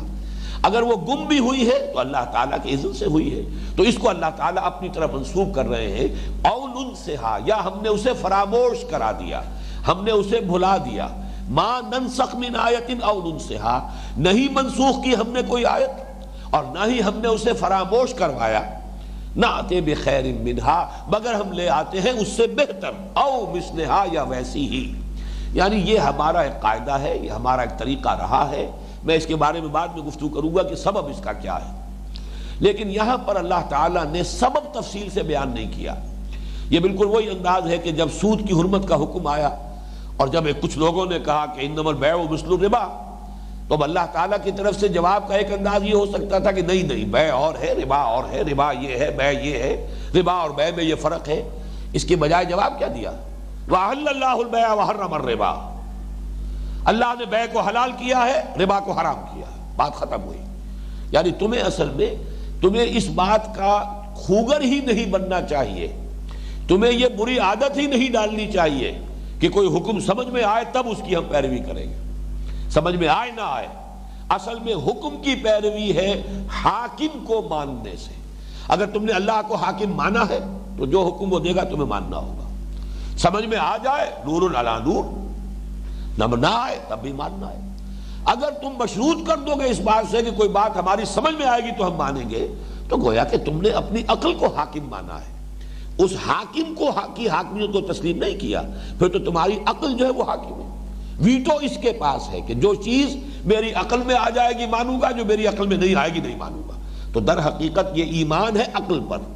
یہ سارا کا سارا جو اتھارٹی ہے وہ آپ نے اپنی عقل کو دی ہے۔ جیسے میں عرض کیا کرتا ہوں کہ ایک شخص جو ہے اللہ کے احکام میں سے وہ تقسیم کرتا ہے، جو دل کو پسند آ گیا، من کو پسند آ گیا، نفس نے جس کی اجازت دے دی وہ کر لیا، اور جس کی نفس نے اجازت دے دی اسے رد کر دیا۔ تو یہاں جس کو آپ اطاعت کر رہے ہیں اللہ کی جس کام میں نفس کی اجازت سے، وہاں بھی اجازت در حقیقت نفس کی ہے، تو گویا کہ اطاعت اپنے نفس کی کر رہے ہیں، اللہ کی نہیں کر رہے۔ اگر اللہ کی اطاعت ہوتی تو ظاہر ہے جو نفس کو پسند آئے اس میں بھی اطاعت کرنی ہے، جو ناپسند اس میں بھی اطاعت کرنی ہے۔ اگر مطاع اللہ ہے تو نفس جو ہے وہ چاہے پسند کرے چاہے اس پر جبر کرنا پڑے، جیسے کہ وہ بیعت کے الفاظ ہیں، بایعنا رسول اللہ صلی اللہ علیہ وسلم فی العسر والیسر والمنشط والمکرہ، چاہے ہماری طبیعتیں آمادہ ہو اسے قبول کر رہی ہو، اور چاہے ہمیں اپنی طبیعتوں پر جبر کرنا پڑے، مانیں گے، ہر حال میں مانیں گے۔ تو یہاں بھی دیکھیے اللہ تعالیٰ نے بجائے اس کے کہ یہ فرماتے ہیں کہ اس کے اندر فرق کیا ہے، کیا اس کی حکمت ہے، اس کا سبب کیا ہے، کیوں ہم نے یہ ناسخ و منسوخ کا طریقہ رکھا ہے، سابقہ جو شریعتیں تھیں ان میں بھی ہم تغیر و تبدل کر رہے ہیں۔ روزے کے احکام آگے چل کر آئیں گے کہ ان کے روزے کے احکام کچھ اور تھے، ہمارے ہاں روزے کے احکام بدل گئے ہیں۔ ان کے ہاں نماز کی شکل کچھ اور تھی، ہمارے ہاں کی نماز کی شکل کچھ اور ہے۔ وہاں اوقات کچھ اور تھے، یہاں اوقات کچھ اور ہے۔ تو گویا کہ پوری شریعت کا ڈھانچہ بدل رہا ہے، اور خود قرآن مجید میں جو نزول احکام ہو رہا ہے اس میں بھی ناسخ و منسوخ ہے۔ اس کی حکمتوں کو یہاں بیان نہیں کیا، بلکہ فرمایا تو کیا فرمایا؟ الم تعلم ان اللہ علی کل شیء قدیر، کیا تم نہیں جانتے کہ اللہ ہر شے پر اقتدار رکھتا ہے، قدرت رکھتا ہے، قادر مطلق ہے، مقتدر اعلیٰ ہے۔ اصل میں تو اس کی مرضی ہے، اس کا حکم ہے، اس کا فرمان ہے، اور تمہارے لیے ہر حکم اس کا واجب الاذعان، واجب الاطاعت۔ اس کو پھر دہرایا، الم تعلم ان اللہ لہ ملک السماوات والارض، کیا تم نہیں جانتے، کیا اس حقیقت سے واقف نہیں ہو؟ اب اس میں وہ مسلمان بھی مخاطب ہیں کہ جو ان یہودیوں کے پروپیگنڈے سے کچھ متاثر ہو گئے، اور خود یہودی بھی گویا کہ مخاطب ہیں، اس لیے کہ وہ بھی اللہ کو ماننے کا تھے، وہ بھی دعویٰ کرتے تھے۔ گویا کہ ان کی دلیل یہاں پر اب انہی کے اوپر الٹ دی گئی ہے کہ تم اللہ کو مانتے ہو، اللہ کو مقتدر مطلق مانتے ہو یا نہیں، حاکم مطلق مانتے ہو یا نہیں؟ اگر مانتے ہو تو اللہ کی مرضی ہے، جس وقت اس نے جو چاہا حکم دیا، اس نے کب یہ کہا ہے کہ میں اپنے کسی حکم کے اندر کوئی تغیر یا تبدل نہیں کروں گا؟ ما ننسخ من آیت او ننسها نأتی بخیر منها او مثلها الم تعلم ان اللہ علی کل شیء قدیر الم تعلم ان اللہ لہ ملک السماوات والارض وما لکم من دون اللہ من ولی ولا نصیر۔ اور تمہارے لیے اللہ کے مقابلے میں یا اللہ کے سوا، یہ دونوں مفہوم آتے ہیں، نہ تمہارے لیے کوئی ولی ہوگا حمایتی، نہ کوئی مددگار ہوگا۔ یہ دھمکی آمیز، تحریر آمیز الفاظ ہے کہ اس طرح کے فتنے جو تم اٹھا رہے ہو اور اس قسم کے اعتراضات جو کر رہے ہو، تو اللہ تعالیٰ کی طرف سے تمہارے لیے جو اس کی سزا ہے، پھر اس سے بچانے والا تمہیں کوئی نہیں ہوگا۔ البتہ اب میں یہاں چاہتا ہوں کہ اس بات کو سمجھ لیں کہ اس کا اصل مفہوم، اس کے اصل سبب کیا تھا۔ در حقیقت شریعت میں جو ارتقاء ہوا ہے اس ارتقاء کا سبب ہے نوع انسانی کی ذہنی ارتقاء کا معاملہ۔ ایک بچہ ہے، وہ چوتھی جماعت کا طالب علم ہے، اس کی اپنی لیمیٹیشنز ہیں۔ آپ اس کے لیے تعلیق یا استاد کو پی ایچ ڈی لے آئیے، لیکن وہ پی ایچ ڈی جو ہے ظاہر بات ہے چوتھی جماعت کے بچے کو تو وہی کچھ سکھا سکے گا جو چوتھی جماعت کا بچہ سمجھ سکتا ہے، اس کی اپنی ذہن کی سطح کے مطابق تعلیم دے گا، چاہے اس کا اپنا لیول کتنا ہی اونچا ہے۔ اس حوالے سے اللہ تعالیٰ کا علم تو کامل ہے اور ہمیشہ سے، لیکن اللہ تعالیٰ نے شریعت کے اندر ارتقاء فرمایا ہے، اس لیے نہیں کہ اللہ کے علم میں ارتقاء ہوا، معاذ اللہ، اللہ کا علم تو قدیم ہے اور ہمیشہ سے کامل ہے، اس کی حکمت بھی کامل ہے ہمیشہ سے، لیکن نوع انسانی کا ذہنی ارتقاء ہوا ہے۔ اور اس کو چونکہ میں نے حال ہی میں جو 2 تقریریں کی تھی نبوت اور رسالت کے فرق کے ضمن میں، تو میں نے عرض کیا تھا کہ نبوت جو ہے میرے نزدیک اپنے نقطہ عروج کو پہنچی حضرت ابراہیم کی شخصیت میں، لیکن ابراہیم ایک شخص واحد ہے، ابھی نوع انسانی کو بحیثیت مجموعی اس ذہنی سطح پر آنے کے لیے ابھی 2000 برس درکار ہے۔ یہ بات جو ہے ایک فرد کا وہاں پہنچ جانا وہ بالکل دوسری بات ہے، اور یہی ارتقاء ہے جو اب ہونا ہے کہ حضور نے نوع انسانی کو جو ایک بلند چھلانگ لگوائی اور وہ نظام قائم کر دیا جسے ہم خلافت علی منہاج النبوہ کا نظام کہتے ہیں، نظام عدل و قسط، وہ قائم کر کے دکھا دیا جزیرہ نماء عرب میں۔ اب اسی کی در حقیقت یونیورسلائزیشن ہے، گلوبلائزیشن ہے، ارتقاء کا یہ مرحلہ جو ہے وہ اسی کی تکمیل کی طرف جا رہا ہے، جب وہ نظام پوری دنیا میں قائم ہو جائے گا جس کی پیشن گوئی فرمائی ہے محمد رسول اللہ صلی اللہ علیہ وسلم نے، گویا کہ اس ارتقاء کی آخری منزل آ جائے گی اور اس کے بعد اس دنیا کا خاتمہ ہے۔ تو اس حوالے سے در حقیقت نوع انسانی کا ابھی جو شعوری بلوغ کا دور ہے وہ ابھی جاری تھا، اور اس کے لیے بہترین الفاظ جو ہیں وہ آپ کو بائبل میں ملیں گے، انجیل میں، حضرت مسیح علیہ السلام کے کلام میں بڑے پیارے الفاظ انہوں نے، یوں سمجھیے کہ جو آخری ملاقات ان کی تھی رفع سماوی سے قبل، وہی لاسٹ سپر جو ہے، جو ان کے ہاں اب بھی ایک تہوار کی حیثیت سے منایا جاتا ہے، وہ جو باغیچے میں جہاں روپوش تھے اپنے حوارین کے ساتھ شام کا کھانا کھایا ہے، اس وقت جو باتیں ہوئی ہیں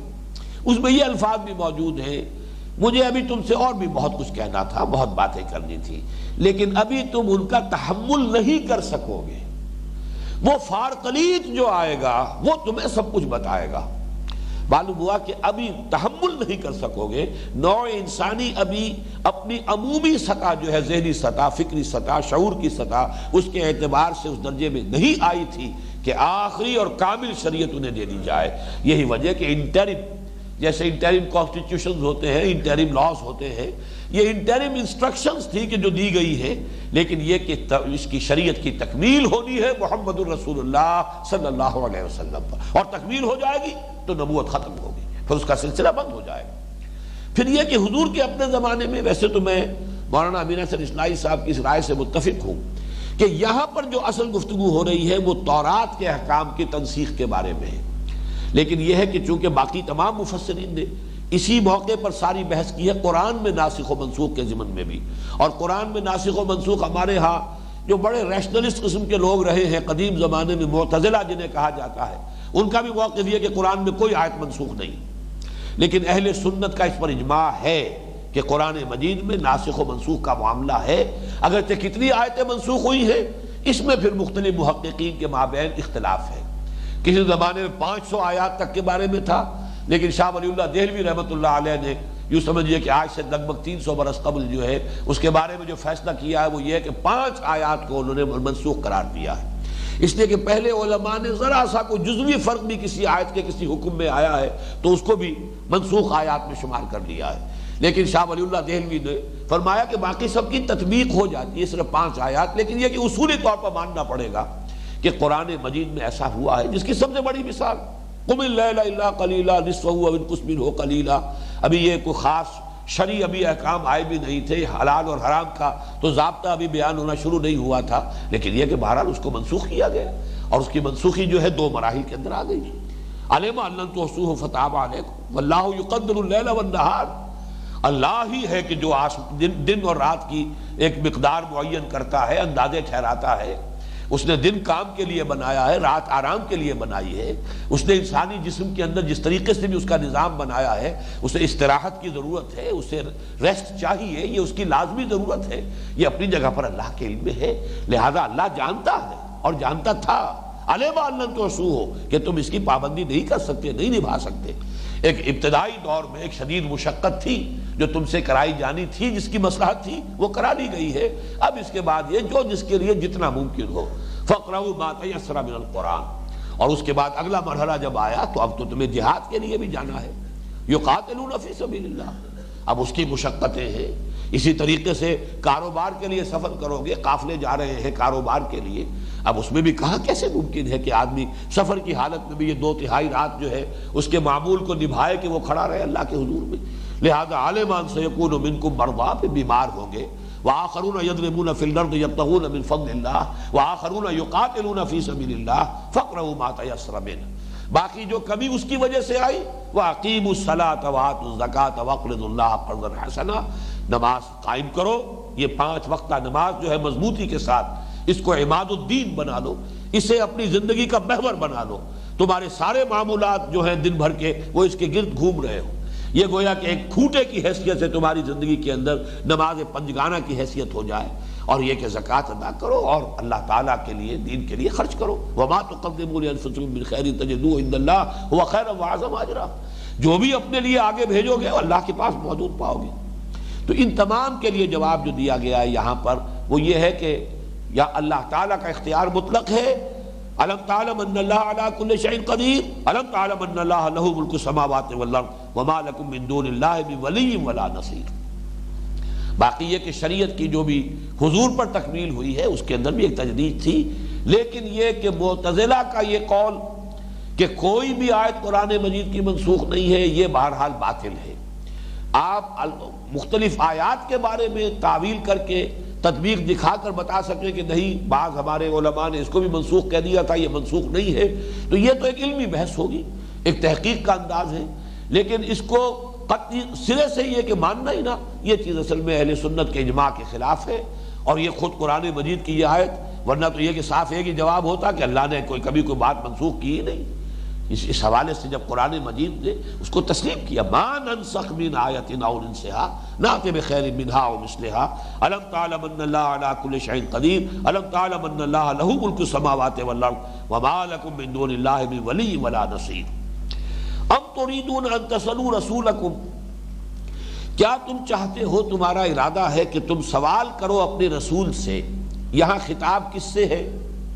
کچھ لوگوں کا خیال ہے، بلکہ زیادہ لوگوں کا خیال ہے کہ یہاں یہود سے خطاب ہو رہا ہے،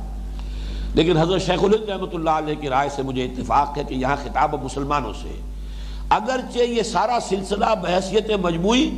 جو خطاب ہے وہ بنی اسرائیل کی طرف ہے، روح سخن بنی اسرائیل کی طرف ہے، ساری ان کی شرارتیں ہیں جن کا تذکرہ ہو رہا ہے، لیکن یہاں بظاہر خطاب مسلمانوں سے کر کے ان کی شرارتوں اور سازشوں کے پردہ چاک کیا جا رہا ہے۔ میرے نزدیک اس سورہ مبارکہ میں جو مسلمانوں سے خطاب شروع ہوا ہے وہ تو 19ویں رکوع میں یا ایھا الذین آمنوا استعینوا بالصبر والصلاۃ، تحویل قبلہ کے حکم کے بعد اب جب کہ مسلمانوں کی حیثیت امت مسلمہ کی ہو گئی اور ان کی تاج پوشی بھی ہو گئی، کورونیشن ہو گئی، وہ اس منصب پر فائز کر دیے گئے، اب ان سے خطاب ہوا یا ایھا الذین آمنوا، لیکن درمیان میں یہاں پر یہ صرف یوں سمجھیے کہ روح سخن جو ہے وہ اصل میں یہاں بھی یہود کی طرف ہے، ان کی شرارتوں کے پردے چاک کیے جا رہے ہیں، اگرچہ یہاں گویا کہ ان سے خطاب انہیں اس لائق نہیں سمجھا گیا،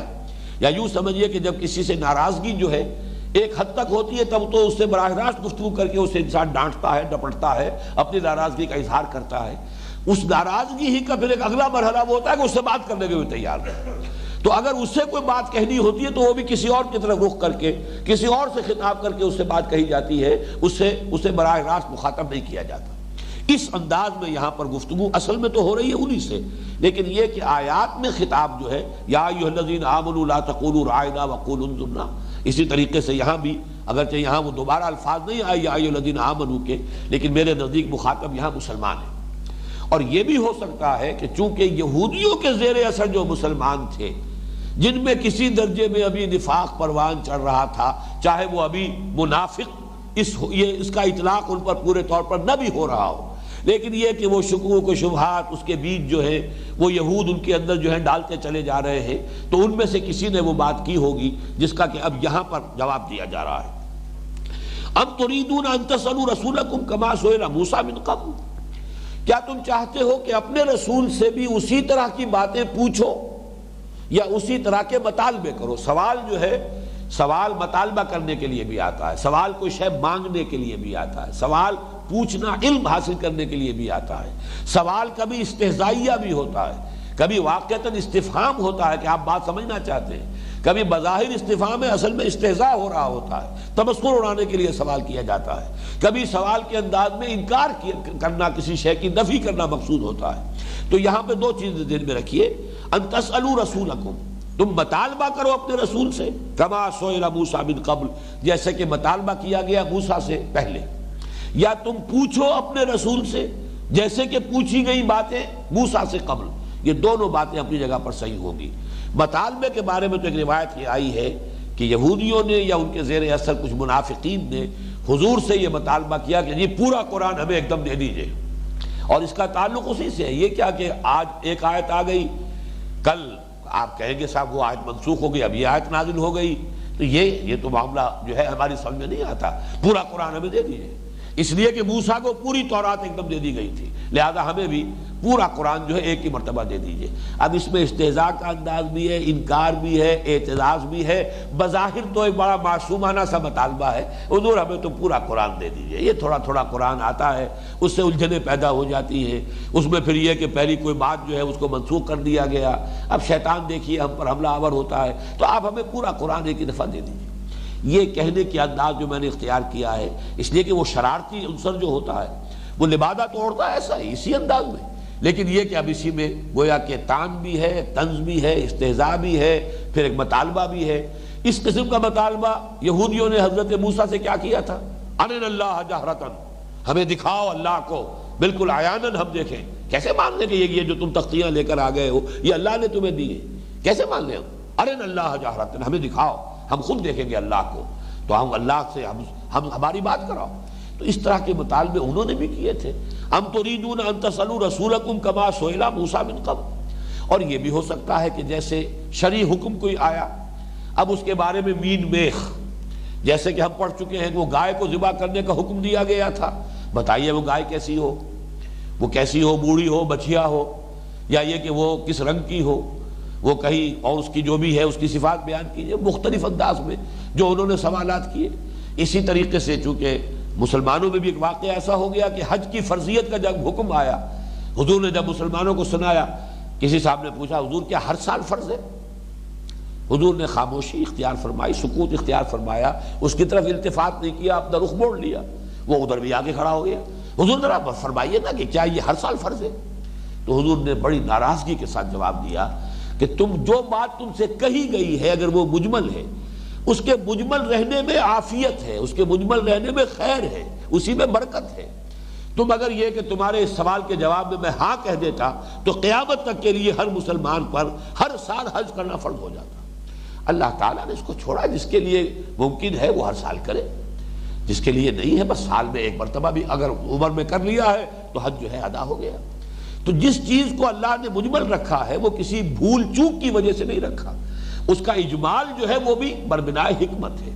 تو کیا تم چاہتے ہو کہ تم بھی اپنے رسول سے ویسے سوال کرو؟ اور ایک جگہ پر آیا ہے اگر تم ایسے سوال کرو گے حین ینزل القرآن، کہ جب کہ ابھی قرآن نازل ہو رہا ہے، تو پھر اس کا جواب دے دیا جائے گا اور پھر تمہیں وہ برا لگے گا، تم پر شاق گزرے گا، تم پر بھاری ہو جائے گا۔ لیکن یہ کہ اگر یہ سوالات کا تمہارا یہ رنگ جاری رہا تو اللہ تعالیٰ کی طرف سے پھر تمہارے اوپر تم اپنی ہی شرارتوں کی وجہ سے اپنے اوپر بوجھ میں اضافہ کرا لو گے۔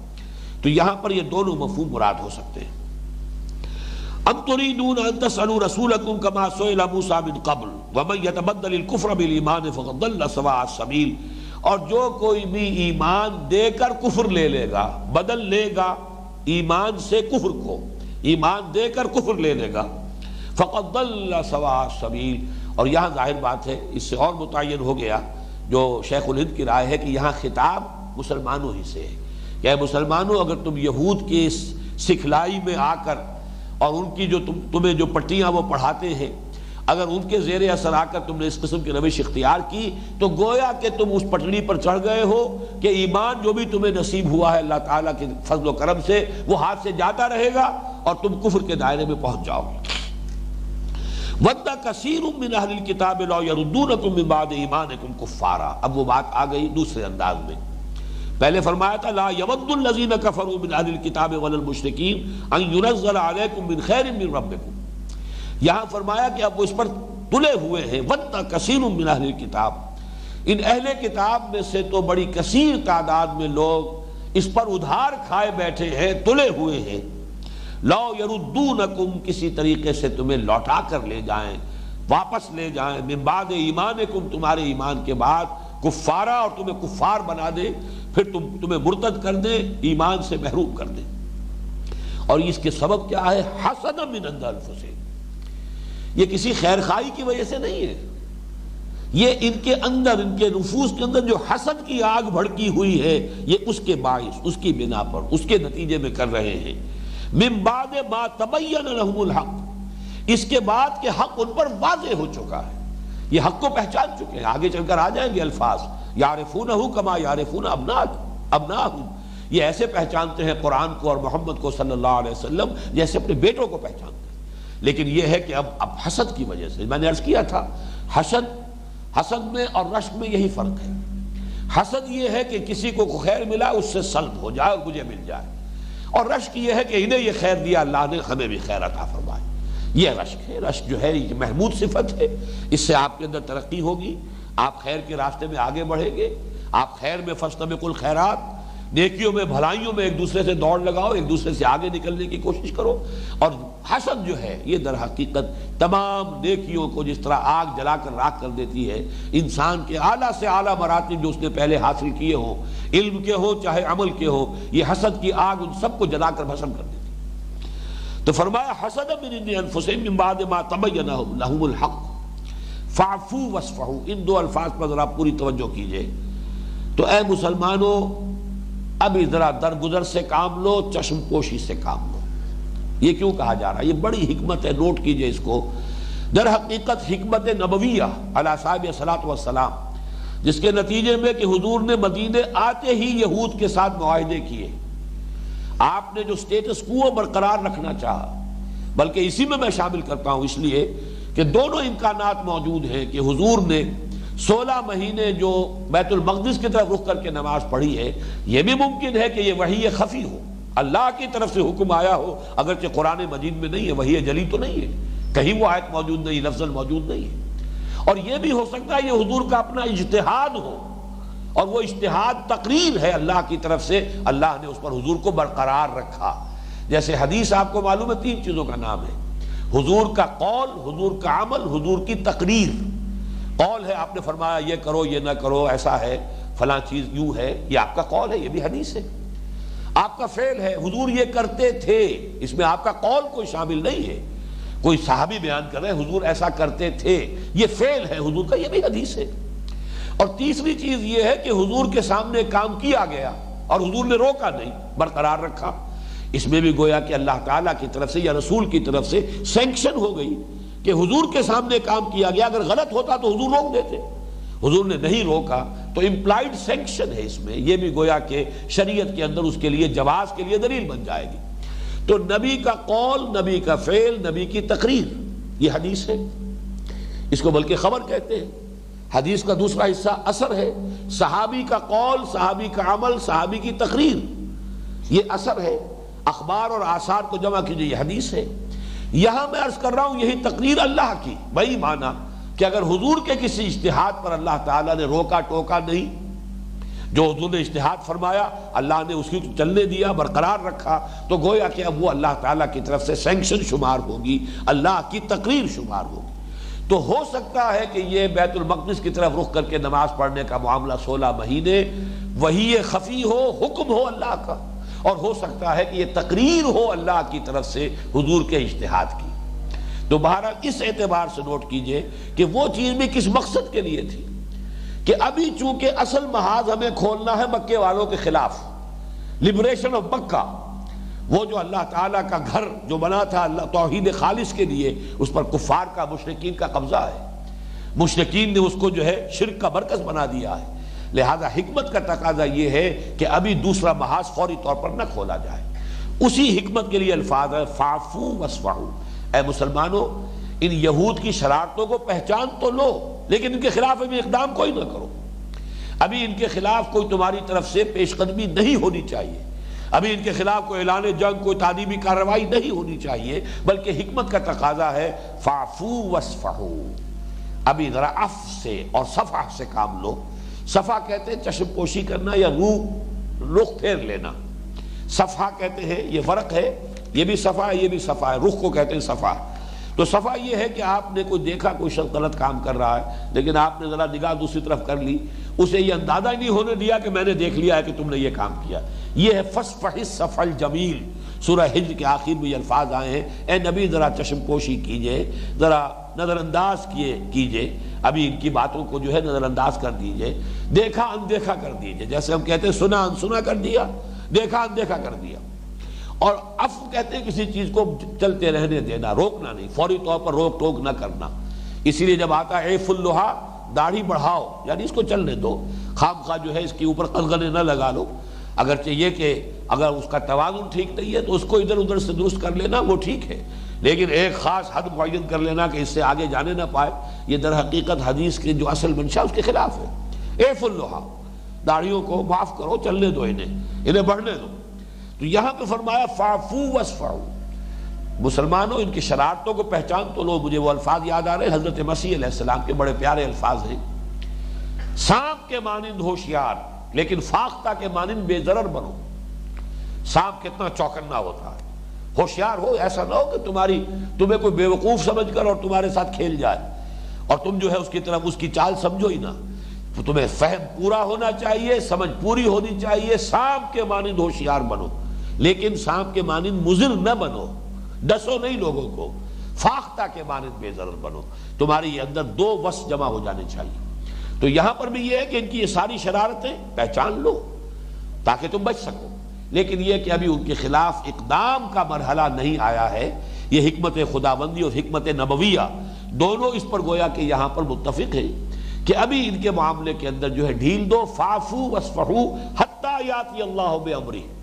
تو میثاق مدینہ پر بھی چونکہ ان دنوں میں نے گفتگو کی ہے اپنے خطبات جمعہ میں، چونکہ اس کو جو ہے مستقل بات بنا کر پیش کیا جا رہا ہے، اور کمال تو یہ کہ کلنٹن صاحب نے بھی اس کا حوالہ دیا ہے، میثاق مدینہ کا حوالہ صدر کلنٹن انہوں نے دیا ہے، جبکہ یہ اردن اور اسرائیل کی جو اب صلح ہوئی ہے اور جو بھی مصالحت ہوئی ہے اس موقع پر جو تقریب ہوئی ہے اور چل کر آئے ہیں امریکہ سے صدر امریکہ، تو وہاں تقریر میں انہوں نے ایک تو یہ حوالہ دیا کہ بہرحال جو عرب ہیں وہ اسماعیل کی اولاد ہیں اور یہ یہودی جو ہیں یہ اسحاق کی اولاد ہیں، دونوں بھائی تھے، اسحاق اور اسماعیل کی اولاد کو آپس میں لڑنا نہیں چاہیے۔ تاریخی دلیل، اور دوسری تاریخی دلیل حضور کی سیرت سے کہ میثاق مدینہ بھی تو ہوا تھا، یہود کے ساتھ معاہدہ ہوا تھا، گویا کہ آج وہی کچھ ہو رہا ہے۔ حالانکہ وہاں مسئلہ یہ تھا حضور صلی اللہ علیہ وسلم کی حیثیت غالب فریق کی تھی، یہود کی مغلوب فریق کی حیثیت تھی۔ یہاں معاملہ یہ کہ اسرائیل غالب کی حیثیت سے ہے اور تمام عرب ممالک مغلوب کے درجے میں آ چکے ہیں، زمین و آسمان کا فرق واقع ہو چکا ہے۔ بہرحال دوسری بات جو زیادہ اہم ہے وہ یہ ہے، اس آیت کے حوالے سے بھی پہچان لیجئے کہ یہ وقتی حکم ہے، فاعفو واصفحوا حتی یاتی اللہ بامرہ، یہاں تک کہ اللہ تعالیٰ اپنا فیصلہ لے آئے، اپنا امر لے آئے، اس کی حکمت بالغہ اپنی آخری شکل میں ظاہر ہو جائے، اس کا جو شریعت کا حکم ہے وہ آخری اور تکمیلی صورت میں نازل ہو جائے، اس وقت تک فاعفو واصفحوا، ان کے ساتھ درگزر کا معاملہ کرو۔ اور وہ امر ہی کیا ہے؟ وہ جیسا کہ میں عرض کر چکا ہوں اپنے خطبہ جمعہ میں ابھی حال ہی میں، وہ سورہ توبہ کی آیت نمبر 29 ہے، قاتل الذین لا یؤمنون باللہ ولا بالیوم الآخر ولا يحرمون ما حرم اللہ ورسولہ ولا يدینون دین الحق من الذین اوتوا الکتاب حتی یعطوا الجزیۃ عن ید وہم صاغرون۔ آخری حکم یہ ہے، اعلان جنگ ہے مستقل ابد الآباد تک کے لیے، باطل میں اور حق میں کوئی ایگزسٹنس کا کوئی سوال نہیں، باطل دوئی پسند ہے حق لا شریک ہے، شرکت میں آنا ہے حق و باطل نہ کر قبول، لیکن یہ کہ ایک درمیانی حکمت عملی کے طور پر، وقتی طور پر جو بھی حکمت عملی کا تقاضا تھا اس میں فرمایا فَاصْفَحُوا وَاعْفُوا وَاصْفَحُوا حَتَّىٰ يَأْتِيَ اللَّهُ بِأَمْرِهِ، اور آخری امر وہی ہے جو میں نے آپ کو سورہ توبہ کی آیت نمبر 29 کے حوالے سے سنا دیا کہ یہ جو اہل کتاب میں سے نہ یہ حقیقتاً اللہ پر ایمان رکھتے ہیں، نہ یوم آخر پر چاہے دعویٰ ان کا ہے، نہ یہ دین حق کی پیروی کرنے کو تیار ہے، نہ اللہ اور اس کے رسول نے جن چیزوں کو حرام قرار دیا ہے اس کی حرمت کو ماننے کے لیے تیار ہے۔ لہذا ان سے جنگ جاری رکھو یہاں تک کہ چھوٹے ہو کر رہیں اور ہاتھ سے جزیہ پیش کریں، حتیٰ یؤتوا الجزیۃ عن ید وہم صاغرون۔ اسی پر پوری دور خلافت راشدہ کے اندر اسی پر مسلمانوں کا عمل رہا۔ جو فوج جہاں گئی 3 باتیں کہی گئی، یا تو مسلمان ہو جاؤ، اسلام لے آؤ، ہمارے بالکل برابر کا سٹیٹس تمہارا ہوگا، تمہاری جانیں مال، تمہاری املاک، تمہاری عزت آبرو سب محفوظ اور برابر کا سٹیٹس۔ اور یہ نہیں تو پھر یہ کہ تابع ہو جاؤ، اسلامی ریاست کی بالادستی قبول کرو، اللہ کے دین کی بالادستی کو تسلیم کرو اور اس کے تحت رہو، یہودی رہو، مجوسی رہو، جو چاہو رہو، انفرادی طور پر مذہب تبدیل کرنے پر مجبور نہیں کیا جائے گا، جزیہ دو اور چھوٹے بن کر رہو، اور یہ بھی منظور نہیں تو آؤ میدان میں، تلوار ہمارے اور تمہارے درمیان فیصلہ کرے گی۔ وہ ہے امر آخری، حتیٰ یاتی اللہ بامرہ ان اللہ علی کل شیء قدیر، یقیناً اللہ تعالی ہر چیز پر قادر ہے۔ وَأَقِیمُوا الصَّلَاةَ وَآتُوا الزَّکَاةَ وَمَا تُقَدِّمُوا لِأَنفُسِکُم، اس درمیانی عرصے میں جو بھی ان کی شرارتیں ہیں وہ ہیں، لیکن یہ کہ تمہیں ان کے خلاف اقدام سے روک دیا گیا ہے، لیکن تمہیں ہم ہتھیار دے رہے ہیں ان سے بچنے کے لیے، اپنے تحفظ کے لیے،